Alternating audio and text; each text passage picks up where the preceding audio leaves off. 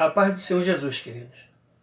Em nossa videoaula de hoje, nós vamos falar um pouco sobre antropologia bíblica e também a martiologia. A palavra de Deus declara, em Gênesis 1:26, que Deus criou o homem à sua imagem e à sua semelhança. Porém, essa imagem e semelhança do homem para com Deus não é uma imagem e semelhança física, antes uma imagem e semelhança mental, moral e espiritual. Assim como Deus é espírito, o homem também tem uma essência espiritual. Assim como Deus é um ser moral, livre, um ser pensante, o ser humano também é um ser pensante, um ser moral, um ser livre.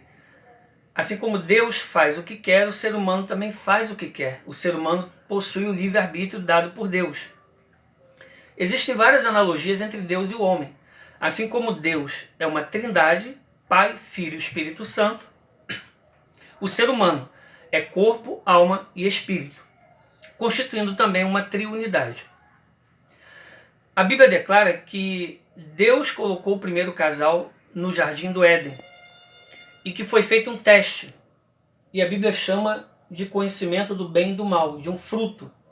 O fato é que no texto de Gênesis foi feito um teste de obediência e o homem não passou nesse teste. O homem desobedeceu a Deus. Mas a palavra de Deus mostra que ato contínuo, em Gênesis 3,15, que é considerado o proto-evangelho, Deus prometeu que a semente da mulher esmagaria a cabeça da semente da serpente. A semente da mulher nós sabemos, como diz o apóstolo Paulo em Gálatas 4:4, vindo à plenitude dos tempos, Deus enviou o seu filho, nascido de mulher, nascido sob a lei.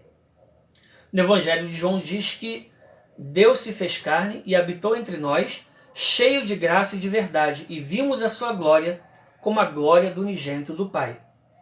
Então a mesma palavra do Senhor, que mostra que o homem caiu, que o homem foi banido da comunhão com Deus, perdeu a comunhão com Deus, diz que Deus enviou o seu Filho ao mundo para que todo aquele que nele crê não pereça, mas tenha vida eterna. Ou seja, Deus providenciou a maneira pela qual o homem poderia retornar para ele, para ter novamente comunhão com Deus. Mas vocês podem estar se perguntando, professor, na escola ensinam diferente para a gente. Sim, eu sei.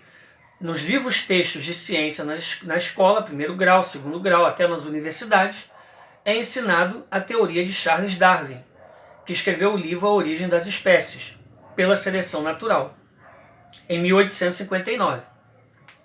E Darwin ensinou, isso está nos livros textos, que todos os seres vivos vieram de um único descendente, ou melhor, um único ancestral comum. Acontece que a Bíblia diz que Deus criou o homem do pó da terra e soprou em suas narinas o fôlego de vida, e o homem foi feito alma vivente. A Bíblia diz que Deus criou o homem do pó. A astrofísica diz que o homem veio do pó das estrelas.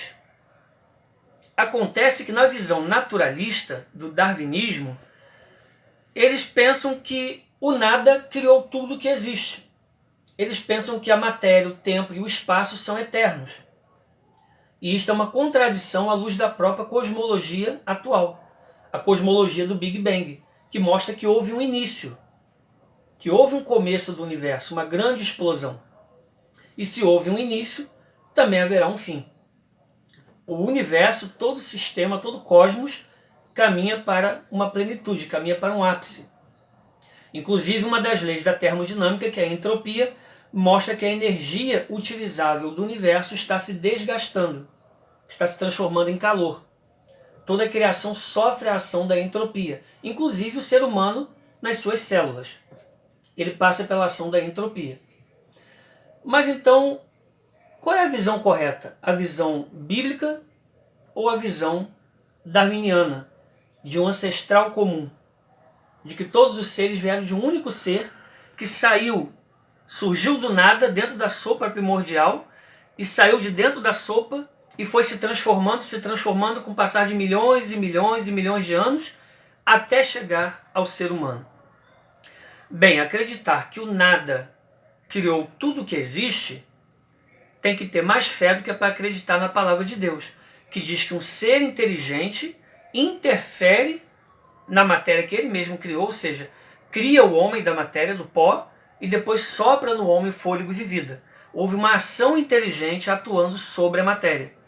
Na teoria darwiniana, você não tem nada, é o acaso. É simplesmente o nada, que eles acreditam que tenha criado tudo. É uma teoria realmente irracional. Na verdade, se nós formos pesquisar a fundo, formos ver na ciência, a verdadeira ciência, porque nós temos boa ciência e temos ciência ruim. A verdadeira ciência, ela não contradiz a palavra de Deus. Toda pessoa desapaixonada, sincera, que for pesquisar, vai descobrir que é impossível o acaso criar alguma coisa, uma vez que o acaso é nada. Sem interferência inteligente, nós não temos como ter o DNA, não temos como ter ribossomos, não temos como ter RNA, RNA mensageiro, nós não temos como ter vida. Existem vários exemplos na natureza de seres vivos que somente poderiam vir a existir se fossem feitos de uma única vez, e não gradualmente, como ensina a teoria darwiniana. Eles chamam isso, na teoria do design inteligente, de complexidade irredutível. O mascote do design inteligente é o flagelo bacteriano, que tem um rotor de cauda, um motor, como se fosse um motor de popa, perfeito, que em 1/4 de volta ele muda a sua rotação de quase 100 RPMs por minuto.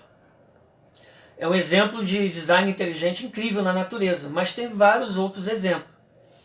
O ribossomo, ele transforma a mensagem do RNA mensageiro trazida do DNA, ele transforma isso em proteínas. Ele vai fazer a síntese das proteínas. Só que para fazer isso precisa do RNA, que por sua vez precisa do DNA, onde ele busca a informação.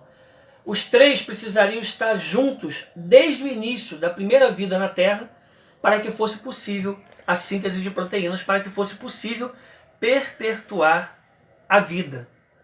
Louis Pasteur, um dos grandes cientistas que nós tivemos, ele mostrou através de experimentos simples, que a abiogênese, vida a partir de matéria inanimada, é um mito, é uma fantasia.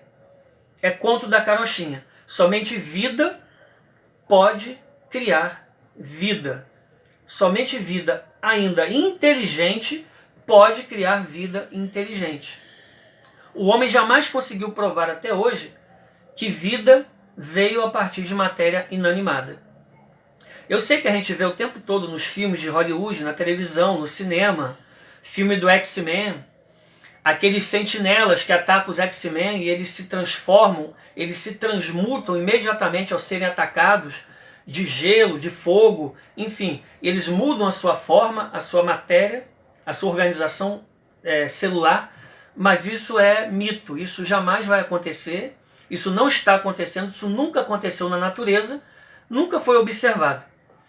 Eu queria, para encerrar, deixar para vocês uma referência bibliográfica para que vocês possam pesquisar mais a fundo e descobrir por si mesmos que a evolução darwiniana é apenas um mito. É uma teoria, e uma teoria muito ruim, e que à luz das últimas descobertas científicas, principalmente no campo da bioquímica e da genética, não responde pela realidade. O primeiro livro que eu queria indicar para vocês é do pastor John MacArthur, Criação ou Evolução. Esse livro é maravilhoso, tá? De um grande teólogo, um pastor americano, que escreveu a respeito desse assunto para poder esclarecer as pessoas. Também tem um livro do Adalto Lourenço, que eu conheço pessoalmente, que eu já assisti sua palestra na Sociedade Criacionista Brasileira, no evento deles. Como tudo começou. Aqui ele vai falar sobre catastrofismo, vai falar sobre métodos radiométricos, carbono 14, urânio 238, e ele é físico nuclear e vai esclarecer muito desses temas para vocês. O best-seller do Michael Behe, A Caixa Preta de Darwin, todo cristão deveria ler esse livro.